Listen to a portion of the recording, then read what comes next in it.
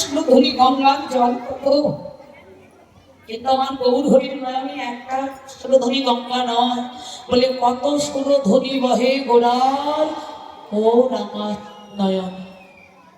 তাহলে একটা গঙ্গার জল যদি এত হয়, জগৎজীবীর হিতের কথা ভেবে, জগৎজীবীর মঙ্গলের কথা ভেবে, গৌর হরি ভগবন্ত হারিয়ে, প্রভুত্ব হারিয়ে, ঈশ্বরত্ব হারিয়ে তিনি এসেছেন কাঁদাতে, জগৎকে নয়ন ভক্তির জল নামে প্রেমে ভাসাইয়ে দিতে।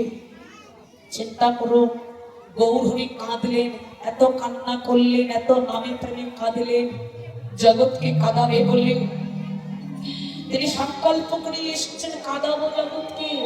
হরি বলি কাঁদাবো, কৃষ্ণ বলি কাঁদাবো, কারণ হরি নাম ছাড়া জগতের আর গতি না। মনে রাখবেন মা, কাঁদা হলো দু প্রকার, একটা হলো অনুরাগীর ঘরে বসে কাঁদা, আর একটা হলো মায়ার বসে কাঁদা।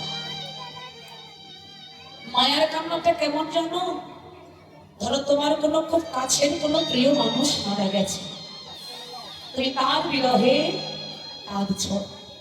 মনে রাখবে মায়েরা, এই মায়ায় কাঁদতে কাঁদতে একদিন তুমি নিজেই থেমে যাবে। তোমার মনের ভেতর থেকে কেউ একজন বলবে, যে জগতে নাই তার জন্য আর কেঁদে কি হবে। কিন্তু জানো মা, অনুরাগের ঘরে বসে কাঁদার নিয়মটা কেমন? যদি কেউ কোনোদিন আমার গৌর গোবিন্দের সঙ্গে বসে,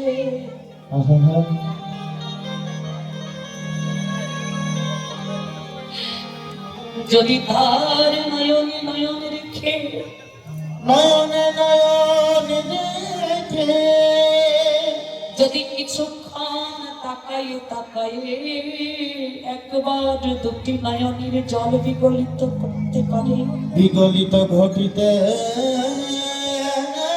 পারে।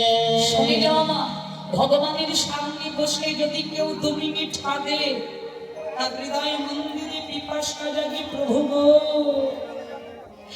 আজ আমি যেমন করে তোমার সামনে বসে আমার এই দুটি নয়ন গঙ্গার জল দিয়ে আমি তোমার চরণ ধোবাইয়ে দিলাম, আমি যেন কালকে আরেকবার এসে তোমার সামনে বসে থাকতে পারি।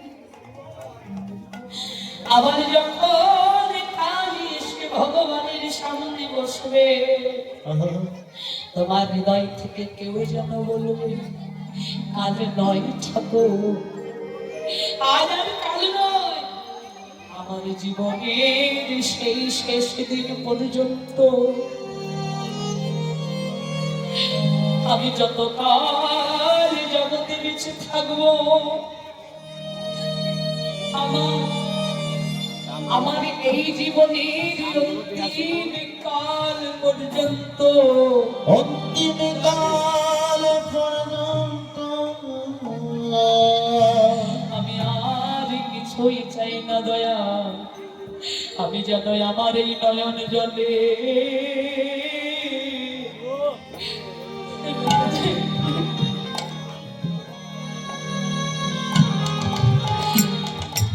আমি যেন তোমার